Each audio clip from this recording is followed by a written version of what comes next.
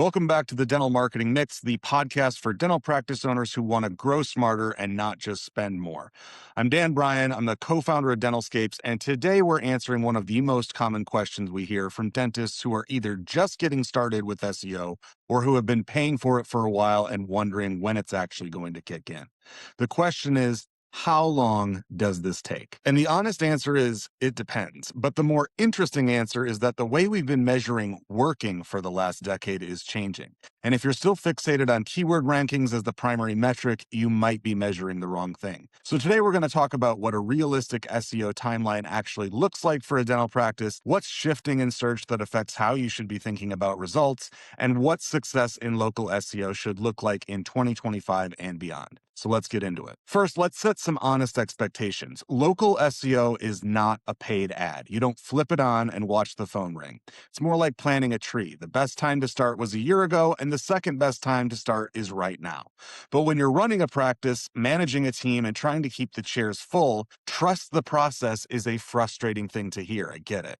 So let me give you something more concrete. For a dental practice starting SEO from scratch, meaning limited or no prior optimization, a newer website, and a Google business profile that hasn't been worked on, a realistic window to see meaningful results is typically 4 to 6 months on the shorter end and 9 to 12 months to really see the compound effect kick in.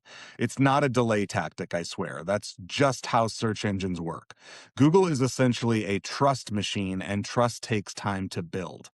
Now, if your practice already has some online presence, you've been around for a while, you've got a reasonable number of Google reviews, your website isn't brand new, you might see meaningful improvement sooner. 3 to 4 months into a well-executed campaign, you can often see improved local pack visibility, more traffic to key service pages, and a lift in the quality of leads coming through your website. But 3 months and you're done is not a thing. Anyone telling you that is overselling it. What's actually happening during these early months, though? Here's what a lot of dentists don't realize. The first phase of any SEO campaign isn't really about ranking at all. It's about building the infrastructure that rankings require. That means making sure your Google business profile is fully optimized and consistent with your website. It means cleaning up your citation footprint, which is just a way of saying that your practice's name, address, and phone number need to be consistent across all the directories and listing sites that Google looks at when it's trying to verify who you are and what you say. It means that your website is technically healthy, fast, mobile-friendly, structured properly so search engines can read it, and it means there's a content strategy in place that starts establishing your practice as a genuine resource on the topics that patients are actually searching for. That groundwork phase, usually the first 60 to 90 days, doesn't look dramatic on a dashboard. Not necessarily. Rankings may barely move. Traffic might be flat, and that can feel discouraging if you don't understand what's happening under the hood. What's happening is that you're establishing credibility, and credibility is the prerequisite to everything else. Then comes the build phase. Once the foundation is solid, the work shifts to building authority. Now, this is where consistent content production starts to matter. Not keyword-stuffed blog posts that nobody reads, but genuinely useful content that answers the questions your prospective patients are actually asking. Things like, is Invisalign worth it for adults? Or what's the difference between a cleaning and a deep cleaning? Or what should I know before my child's first orthodontic consult?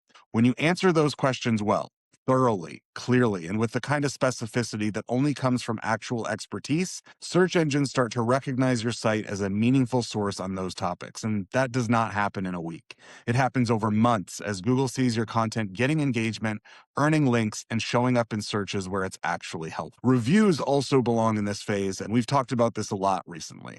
They're often underutilized. Google doesn't just look at how many 5-star reviews you have, it looks at recency, the volume, the consistency, and increasingly the content of those reviews. A steady stream of new reviews with patients describing specific procedures, specific experiences is going to do a lot of work for local SEO.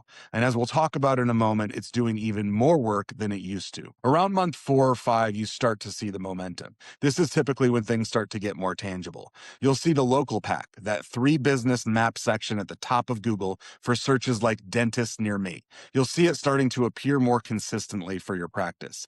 You'll see organic traffic climbing, particularly to service and location pages that have been optimized. You'll start to see form fills and phone calls that trace back to organic search. And critically, you'll see those results start to compound, meaning once they're showing up for one set of relevant searches, it gets easier and easier to show up for adjacent ones. Months 6 through 12 are where SEO starts to look like a long-term growth lever that it actually is. Practices that stay consistent, continuing to publish content, continuing to earn reviews, continuing to build their authority, they often find that their monthly organic new patient count grows significantly from where it was in month 1. Not because the algorithm suddenly liked them, but because the cumulative effect of everything they've built over time reached a tipping point.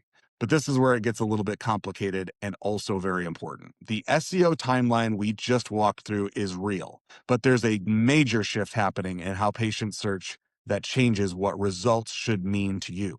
And if you're only tracking keyword rankings, you might be missing the bigger picture. For years, the North Star metric in SEO was simple. What position does my website rank for dentist in Dallas or any other search?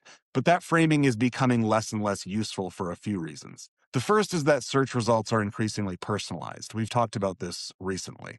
Two people in the same neighborhood searching the same phrase can see completely different results based on their search history, their device, their location at the moment of the search, and a dozen other factors.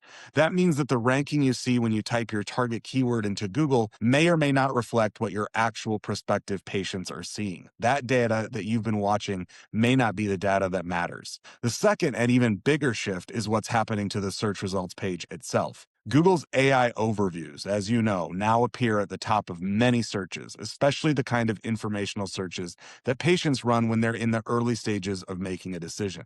How do I know if I need a root canal? Or what's the best teeth whitening option? These searches now often return an AI-generated answer before any blue links. Patients are getting answers without clicking. We call these zero-click searches. And beyond Google, a growing segment of patients, particularly younger ones, are skipping Google entirely and going straight to ChatGPT or Claude or other AI tools when they want to understand their dental options before choosing a provider. It's not a future trend. It is happening now and at scale. So what does it mean for how you measure success? It means that rankings, while still useful, can't be your only lens. The practices that are going to win in search over the next 3 to 5 years are not necessarily the ones ranked number 1 for a handful of keywords. They're the ones that are showing up in AI-generated answers, the ones getting cited in AI overviews, the ones that when a patient asks ChatGPT or Claude, who's the best orthodontist in Charlotte, or what should I look for in a pediatric dentist, their name, their content, their reputation is part of the answer. So that's what we mean when we talk about moving from rankings to recommendations. It's a different goal. Ranking is about your position in a list. Being recommended is about being recognized as genuinely authoritative and trustworthy by systems that are increasingly trying to think the way that your patients do.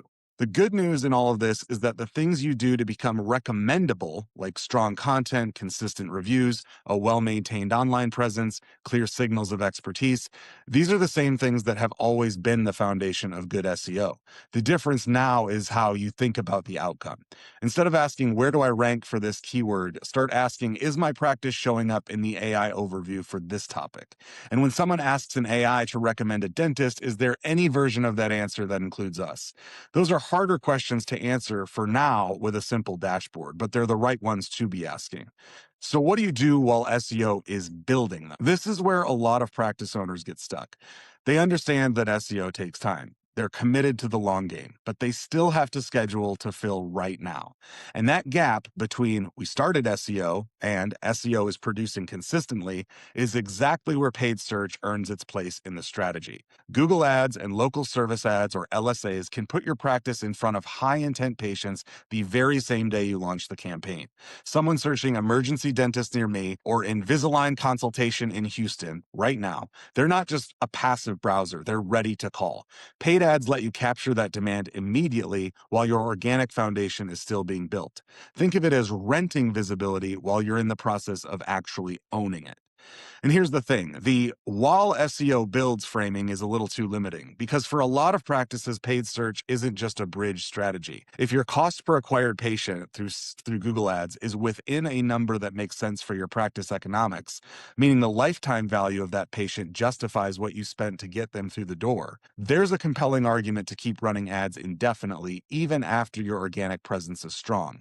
Because at that point, you're not choosing between SEO and ads, you're actually doing both. You're showing up in the paid results at the top of the page, in the local pack in the middle, and in the organic listings below that. You're taking up more real estate on the search results page than any single competitor can, and that is a meaningful advantage, compounding in its own way. The caveat here, and it's an important one, is that you have to actually know your numbers. A lot of practices run Google Ads for years without ever having a clear picture of their true cost per new patient because their call tracking isn't set up properly, or their conversions aren't being measured correctly, or they're attributing patients to the wrong source. If you can't answer the question, what does it cost to acquire a new patient through paid search, you're flying blind. And that's a separate episode and one worth doing, but the point right now is this. Paid ads are only a smart long-term play if you're measuring them honestly. And when you are, and the economics work, running ads alongside a strong SEO and GEO strategy is one of the best positions a dental practice can be in. So a quick word on what this all means for newer practices. If you're in the early stages of building your practice, whether you opened recently or you're just starting to invest in digital marketing for the first time, the timeline we talked about earlier still applies, but there's a layer of urgency here worth naming. The practices that are building their authority now, getting their content strategy right now, generating consistent reviews now, are building an asset that compounds over time. The longer you wait, the further behind you fall relative to established competitors who've been building that foundation for years. And in a world where AI recommendations increasingly factor into patient decisions, being an unknown online entity just isn't a traffic problem, it's also a credibility problem. So here's the takeaway I want to leave you with today. If you're wondering how long local SEO takes, the real answer is that it's a continuous investment, not a project with a set end date. The first 3 to 6 months build the foundation. Months 6 through 12 is where the momentum builds, and from there, consistent effort produces compounding results. Slow at first, it's undeniable, but then it's also undeniable growth. Measure it right. Track your visibility across the full picture, organic traffic, local pack appearances, calls and form fills attributed to organic search, AI overview presence, and your review velocity. Don't just watch a keyword ranking and conclude that nothing is happening. And think about where search is going, not just where it's been. The practices that win in local search over the next few years will be the ones that become genuinely, verifiably excellent at being found, not just the ones that gained a ranking. If you want to know what your practice's current SEO foundation actually looks like, what's working, what's missing, and where the best opportunities are, that's exactly what our free strategy calls are designed to unpack. There's no pressure and no pitch. It's just an honest assessment. And you can book that over at dentalscapes.com/start. And if you found this episode helpful, the best thing you can do is leave us a 5-star review or rating wherever you listen. It genuinely means a lot to us, and it's the best way to help us reach more practice owners that we can help. Thanks for listening today to the Dental Marketing Mix, and I'll see you in the next one.